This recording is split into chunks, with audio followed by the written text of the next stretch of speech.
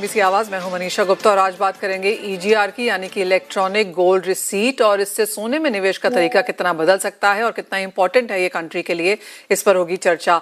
साथ ही बात करेंगे कच्चे तेल की, जहां पर कल एक समय में हमने 6% तक की बढ़त आते हुए देखी थी, लेकिन 4% की तेजी के साथ कल हमने कारोबार होता हुआ देखा। आज हल्की सी मुनाफा वसूली है, लेकिन $110 प्रति बैरल के ऊपर कच्चे तेल के प्राइसेस में अभी भी सिचुएशन बनी हुई है।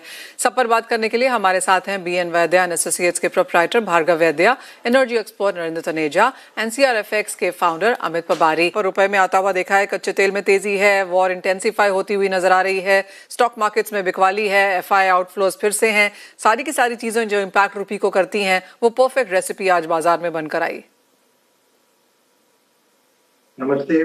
अगर हम रुपये की बात करें तो नेगेटिव फैक्टर्स का लिस्ट जो है बहुत बड़ा है।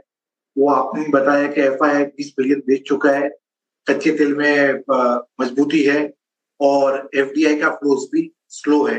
लेकिन ये सब नेगेटिव्स के अंदर पे क्या कुछ पॉजिटिव फैक्टर्स हो सकते हैं?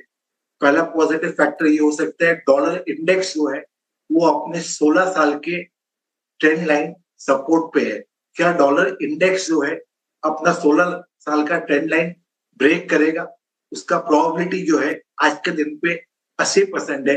अगर वो 98 का लेवल तोड़ता है तो फिर हमको 96 और 94 के लेवल्स के आसपास का लेवल मिलेगा।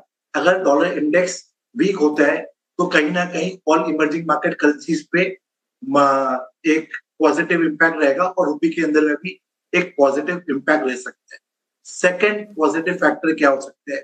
जैसे हमने 2013 में देखा था, रघुराम राजन जी आए थे, उन्होंने FCNR बिल डिपॉजिट्स का अनाउंसमेंट किया था। तो RBI ऐसा कोई इनोवेटिव स्टेप लेके आए जहां से FII इन्वेस्टर वापस से इंडिया पे आए या कोई FII का फ्लो आए, तो ये भी एक पॉजिटिव सेंटिमेंट हो सकता है। थर्ड पॉजिटिव सेंटिमेंट क्या हो सकता है? थर्ड पॉजिटिव सेंटिमेंट ये हो सकता है कि गवर्नमेंट अपने जो HPCL है, BPCL है, उनको बोले कि फॉरेन करेंसी में बोरो करे, ताकि जो नियर टर्म प्रेशर है रुपये का वो सब सॉल्व हो जाए। और लास्ट पॉजिटिव फैक्टर्स क्या हो सकता है?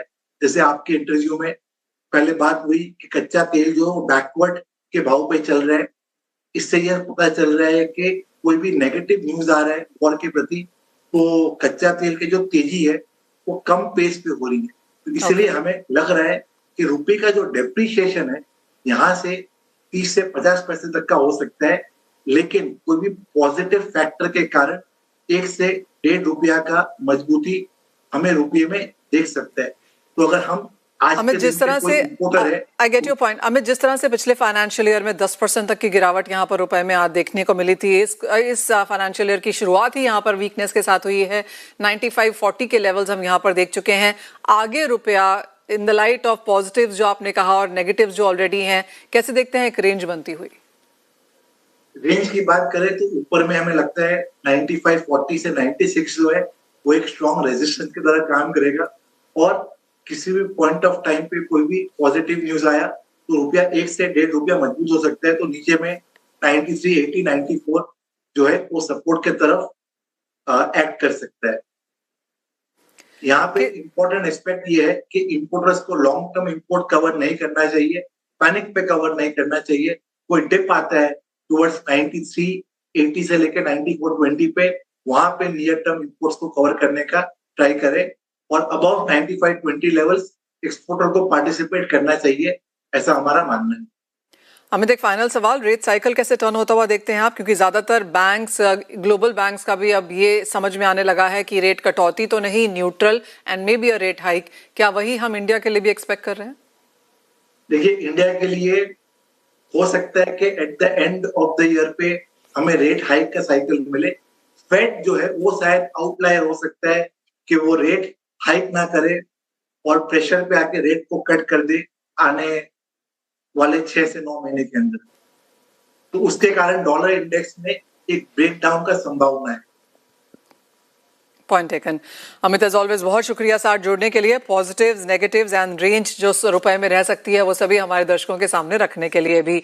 एक और चीज आपके सामने